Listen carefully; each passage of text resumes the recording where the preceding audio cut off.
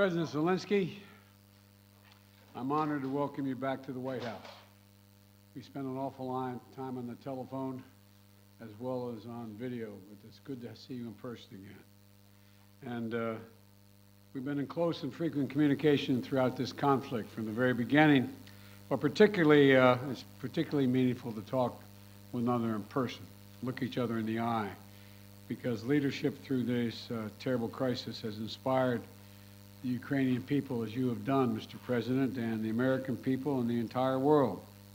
This visit to Washington, your first trip outside Ukraine since February, comes as President Putin is escalating his attacks, his brutal attacks, targeting critical infrastructure to make life as hard as possible for not only innocent Ukrainians, but children and young children, and everything from orphanages to schools. It's just outrageous what he's doing. And we've, as we've heard, as we head into the new year, it's important for the American people and for the world to hear directly from you, Mr. President, about Ukraine's fight and the need to continue to stand together through 2023. This visit also falls on the 300-day mark of Russia's brutal invasion of Ukraine. 300 days since Putin launched an unprovoked, unjustified, all-out assault on the free people of Ukraine. 300 days of Ukrainian people showing Russia and the world their steel backbone, their love of country, and their unbreakable determination, and I emphasize unbreakable determination, to choose their own path. To Ukrainian people, I say to them all, you have demonstrated, you have shown your strong stand against aggression in the face of the imperial appetites of autocrats who wrongfully believe they might be able to make might right, and they're not able to do it. Thus far, they've stood alone, and you haven't stood alone. You have had significant help. We've never stand alone. You will never stand alone. When Ukraine's freedom was threatened, the American people, like generations of Americans before us, did not hesitate. The support from all across this country, Americans of every walk of life, Democrats and Republicans alike, had the resources and to rebound and resounding united way to provide unequivocal and unbending support for Ukraine. Because we understand in our bones that Ukraine's fight is part of something much bigger. The American people know that if we stand by in the face of such blatant attacks on liberty and democracy and the core principles of sovereignty and territorial integrity, the world would surely face worse consequences. And as I said, when Putin rolled his tanks into Ukraine in February, American people are prepared to have us stand up to bullies, stand up for freedom. That's who we are as Americans, and that's exactly what we've done. Even before the invasion began and Putin threatened Ukraine by building up his forces, we helped make sure Ukraine would be prepared to defend itself, even before they crossed into Ukraine. We provided a steady stream of defensive weapons, including air defense systems and artillery, ammunition, and so much more. And we've not done it alone. From the very beginning, the United States rallied allies and partners from around the world to stand strong with Ukraine and impose unprecedented, and I emphasize unprecedented, sanctions and export controls on Russia, making it harder for the Kremlin to wage this brutal war. More than 50 nations have committed nearly 2,000 tanks and other armored vehicles, more than 800 artillery systems, more than 2 million rounds of artillery ammunition, and more than 50 advanced multiple rocket launching systems, anti-ship and air defense systems, all to strengthen Ukraine. Together, we provided billions of dollars in direct budgetary support to make sure the Ukrainian government can keep providing basic fundamental services to the Iranian people, like health care, education, and emergency personnel. This includes another $2 billion that in direct budget support from the American people that the World Bank distributed earlier this week. We provided humanitarian assistance to help the millions of Ukrainians who have been forced to flee their homes because of Putin's inhumane, brutal war. Communities across Europe have opened their hearts and their homes to help Ukrainians in need. The United States has been proud to welcome more than 221,000 Ukrainians seeking refuge since March of 2022, including as part of Uniting for Ukraine, as part of our Uniting for Ukraine program. And today, USAID is committing more than $374 million in urgently needed humanitarian assistance for Ukraine. This will help provide food and cash assistance for more than 1.5 million Ukrainian people, as well as access to health care, safe drinking water, and help stay warm in the winter for more than 2.5 million Ukrainians. The United States and our allies and partners around the world have delivered a broad range of assistance at historic speed and has been critical to bolstering Ukraine's success thus far. Ukraine has won the Battle of Kyiv, has won the Battle of Kherson, has won the Battle of Kharkiv. Ukraine has defied Russia's expectations at every single turn. And President Zelensky, you have made it clear that he is open to pursuing, well, let me put it this way. He's not open, but you're open to pursuing peace. You're open to pursuing a just peace. We also know that Putin has no intention of stopping this cruel war. And the United States is committed to ensuring that the brave Ukrainian people can continue to defend their country against Russian aggressions as long as it takes. And I want to thank the members of Congress for their broad bipartisan support to Ukraine. And I look forward to signing the omnibus bill soon, which includes $45 billion in additional funding for Ukraine. I'll also sign into law the National Defense Authorization Act, which includes authorities to make it easier for the Department of Defense to procure critical munitions and defense materials for Ukraine and other key materials to strengthen our national security. Today, I'm announcing the next tranche of our security assistance to Ukraine. $1.85 billion package of security assistance that includes both direct transfers of equipment that Ukraine needs, as well as contracts to supply ammunition Ukraine will need in the months ahead for its artillery, its tanks, and its rocket launchers. Critically, in addition to these new capabilities, like precision aerial munitions, the package will include a Patriot missile battery, which will train Ukrainian forces to operate as part of the ongoing effort to help bolster Ukraine's air defense. It's going to take some time to complete the necessary training, but the Patriot battery will be another critical asset for Ukraine as it defends itself against Russian aggression. Altogether, today's new security assistance with humanitarian funding amounts to $2.2 billion in additional support for the Ukrainian people. We should be clear about what Russia's doing. It is purposefully attacking Ukraine's critical infrastructure, destroying the systems to provide heat and light to the Ukrainian people during the coldest, darkest part of the year. Russia is using winter as a weapon, freezing people, starving people, cutting them off from one another. It's the latest example of the outrageous atrocities the Russian forces are committing against innocent Ukrainian civilians, children, and their families.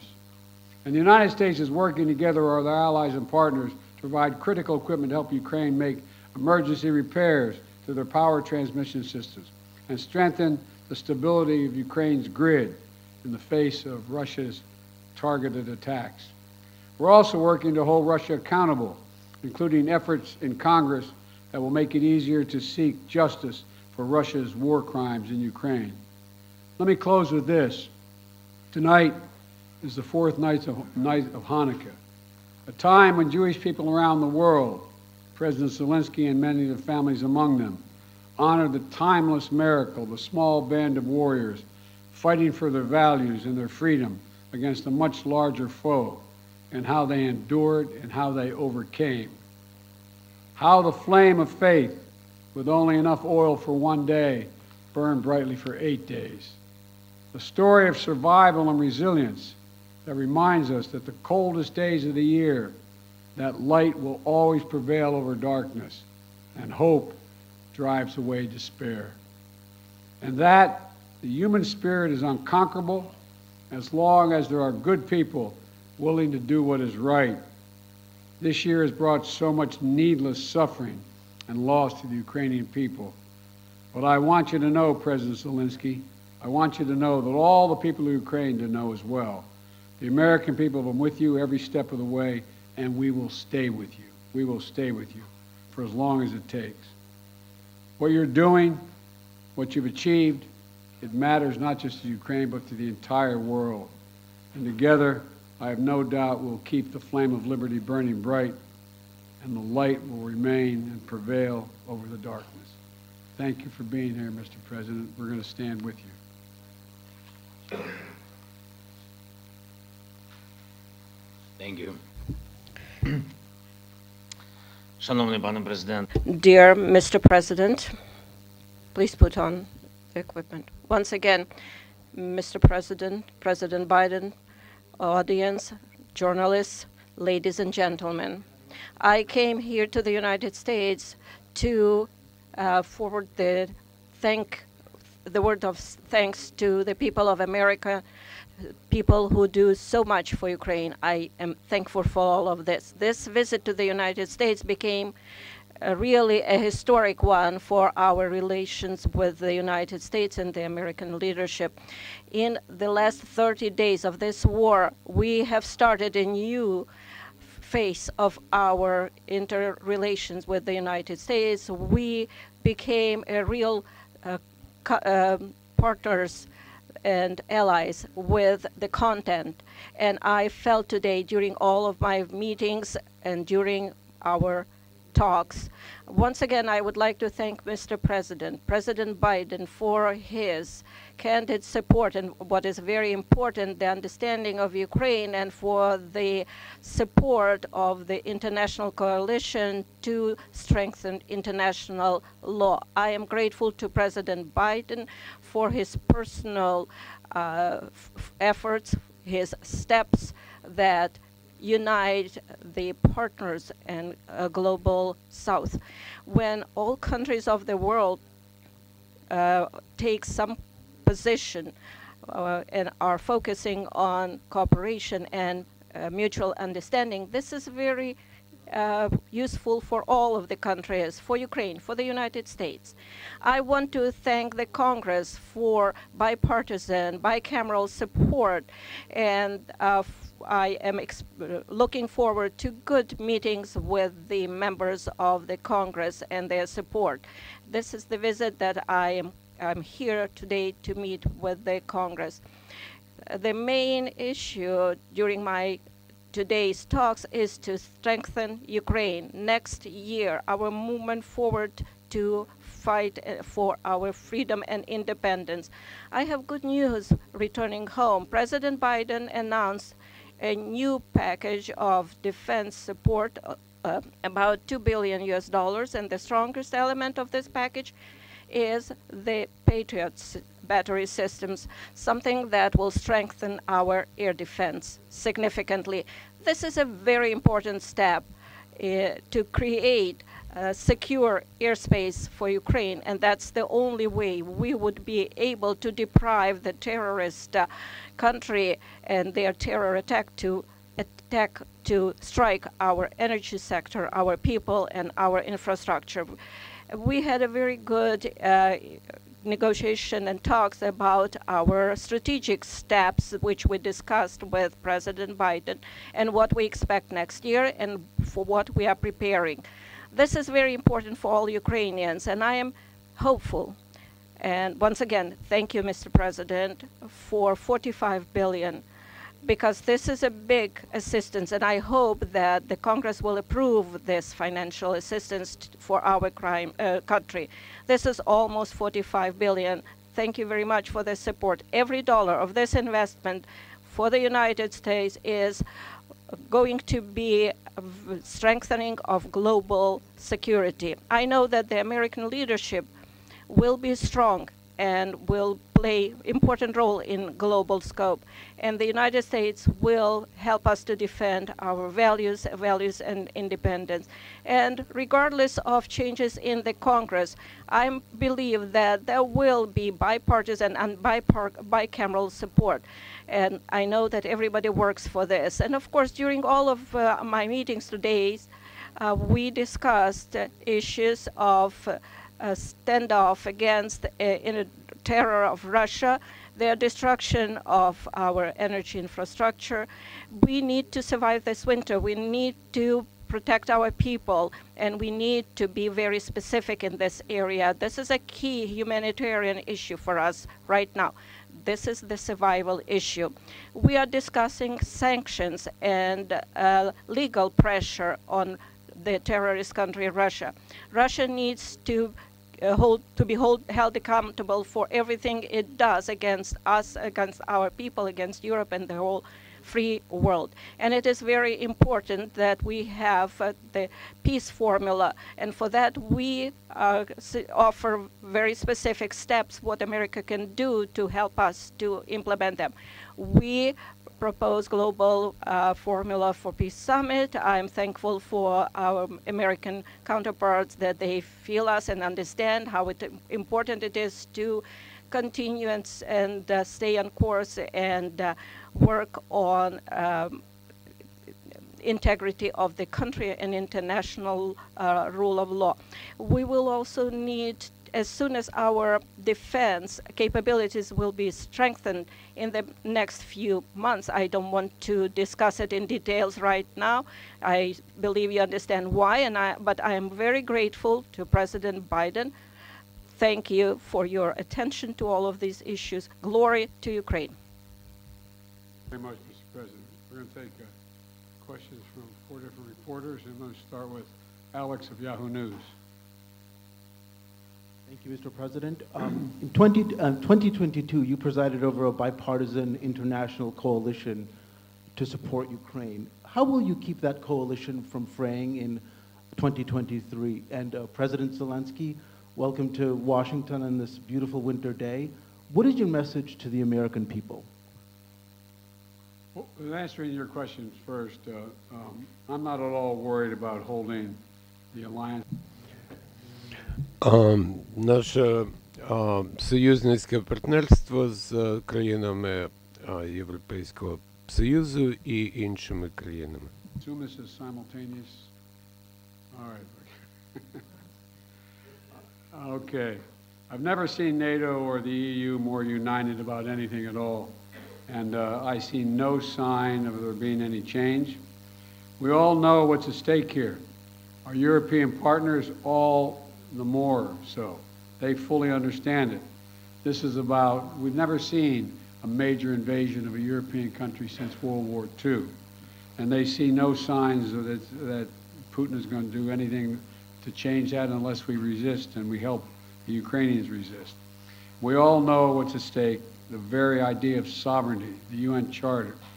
Putin thought he would weaken NATO. Instead, he strengthened NATO.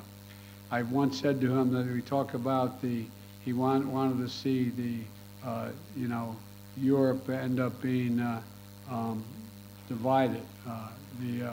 And instead, what did he do? He produced a more united Europe with Sweden and Finland joining. So I don't see any reason to believe there will be any lessening of support. And as we reach out to our NATO allies, our Secretary of Defense and our Secretary of State, we get continued support, not only there, but also from around the world, from Japan and many other countries as well. So I feel very good about the solidarity of support for Ukraine. Thank you for your question. Дякую за запитання. Tell you very simple things, which are very important for me. And I think so that we have the same values and the same understanding of the life, the sense of the life. My message, I wish you peace. I think that is the main thing, and you understand it only when the war in your country, when somebody like these terrorists from Russia come to your houses And I wish you to see your children alive and adult. And I wish you to see your children when they will go to universities and to see their children. I think that is the main thing what I can wish you.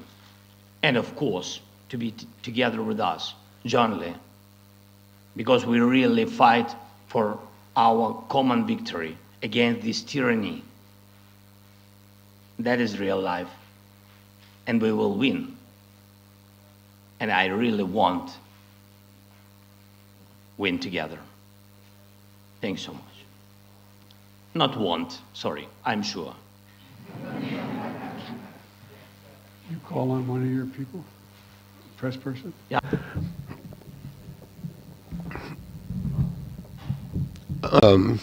Yes, please. Enter. Question to both of you, but firstly, as Ukrainian, and I mean it, I want to thank the United States for supporting my country. And, you know, my family is in Ukraine, and I definitely understand they will not be alive today if America will not support my country, both politically and militarily. So thank you for this. It's honest. Will.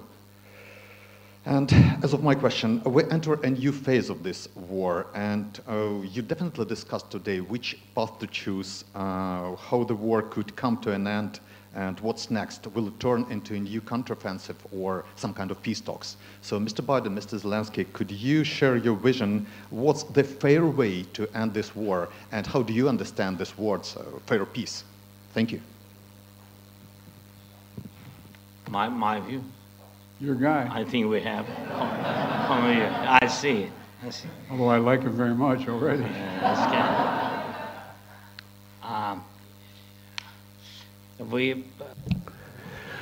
You have started this question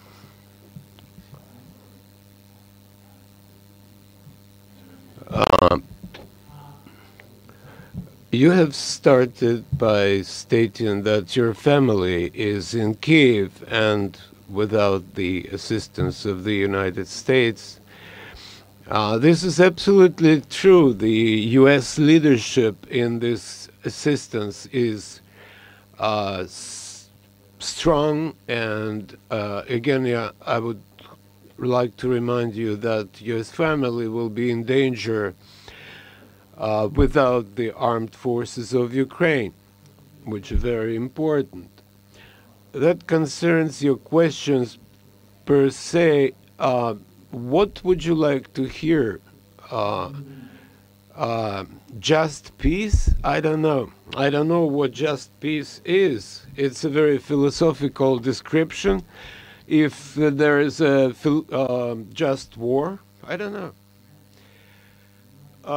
You know, for all of us, peace, just peace is different. For me, as a president, just peace is no compromises as to the sovereignty, freedom, and territorial integrity of my country, the payback for all the damages inflicted by Russian aggression.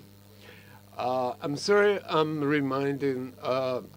talking about children a lot today, but as a father, I would like to emphasize, you know, how many parents lost their sons and daughters on the front lines. So what is just peace for them? Money is nothing, and no compensations or reparations are of no consequence. They live by revenge, oružje. I think this is a tremendous tragedy, and the longer the war lasts, the longer this aggression lasts, there will be more parents who live for the sake of vengeance or revenge. And I know a lot of people like that. So there can't be any just peace in the war that was imposed on us by these, I don't know how to describe that because we are in the White House and I can't find the proper language. So these inhumans, I would say. Fine. I think we share the exact same vision. and that a free, independent, prosperous, and secure Ukraine is the vision. We both want this war to end. We both want it to end. And as I've said, it could end today if Putin had any dignity at all and did the right thing and just said, pulled out. But that's not going to happen. Not going to happen. It's not going to happen now. So what comes next? What we talked about today was we're going to continue to help Ukraine succeed on the battlefield. It can succeed in the battlefield with our help and the help of our European allies and others. So that if and when President Zelensky is ready to talk with the Russians, he will be able to succeed as well because he will have won on the battlefield. And, you know, I don't think we should underestimate the impact this war is having on Russia and the losses they're suffering. And you saw just, I think it was 2 days ago, Putin saying that this is much tougher than he thought.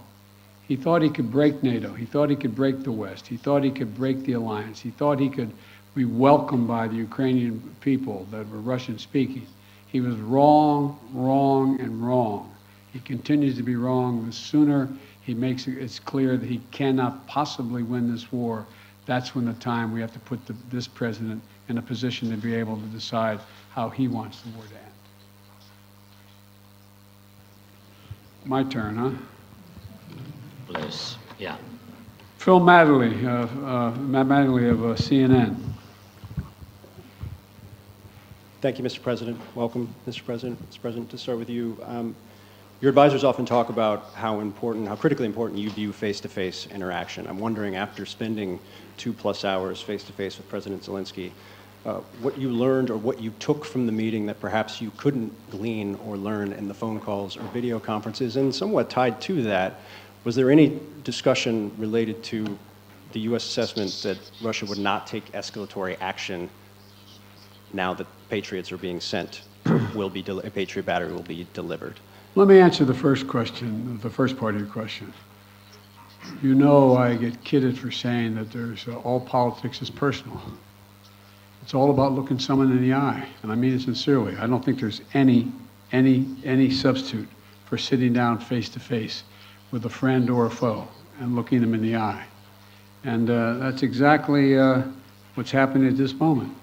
We've done that more than once, and we're going to continue to do it. And the winter is setting in, and Putin is increasingly going after civilian targets and women and children, orphanages. This guy is, well, but he's going to fail.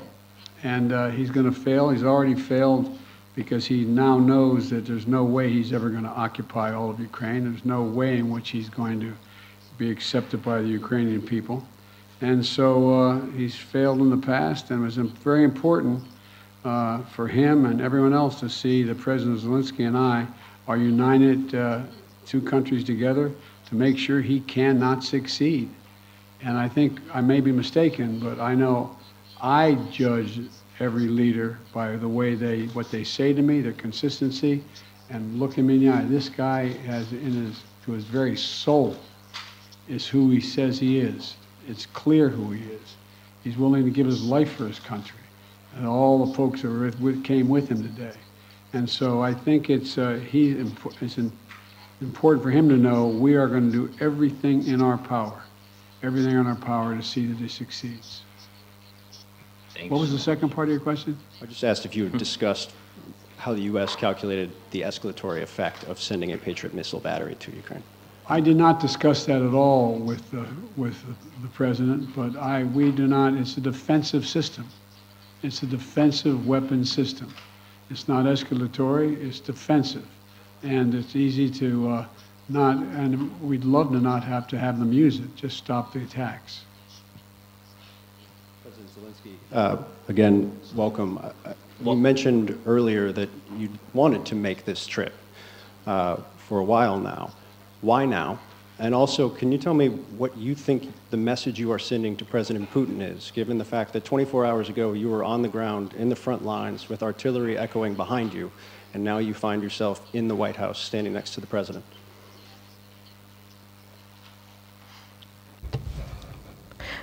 Thank you very much for your question. As to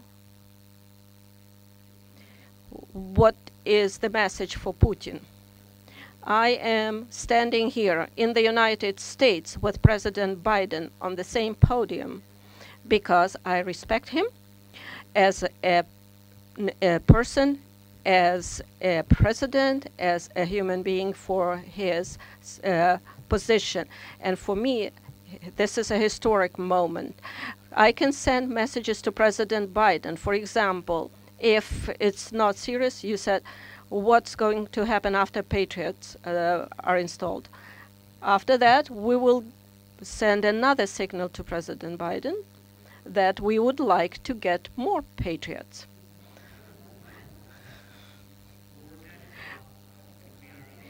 I'm really sorry.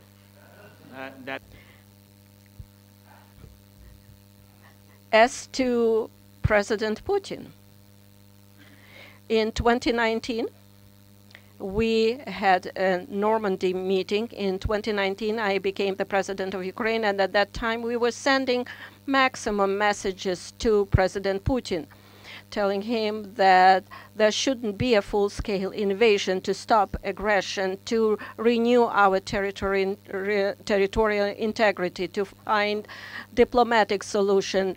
God forbid, we should not have a full-scale war. At that time, he said, it won't happen. He was lying. So what kind of message I can send him after he actually destroyed our life, is destroying our life? He can even go further, somewhere where the Soviet Union stayed before this, so he might want to invade those territories too. I believe that there is something mortal about his inadequate approach to the world. Why we need to send him a message? He needs to be interested in getting attention from the world, because he is not a subject of civilized people. He should be interested in trying to save something of his culture and history of his country. So that's his problem now. This will be the last question. Olga Kushelenko, 1+1 TV channel.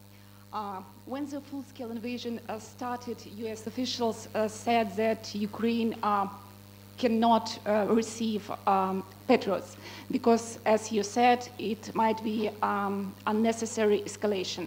And now it is happening. Right now, today, it is happening.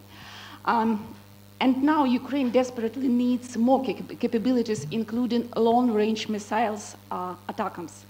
Maybe I sound naive, but can we make a long story short and give Ukraine all capabilities it needs and liberate all territories rather sooner than later? Thank you. Well, his answer is yes.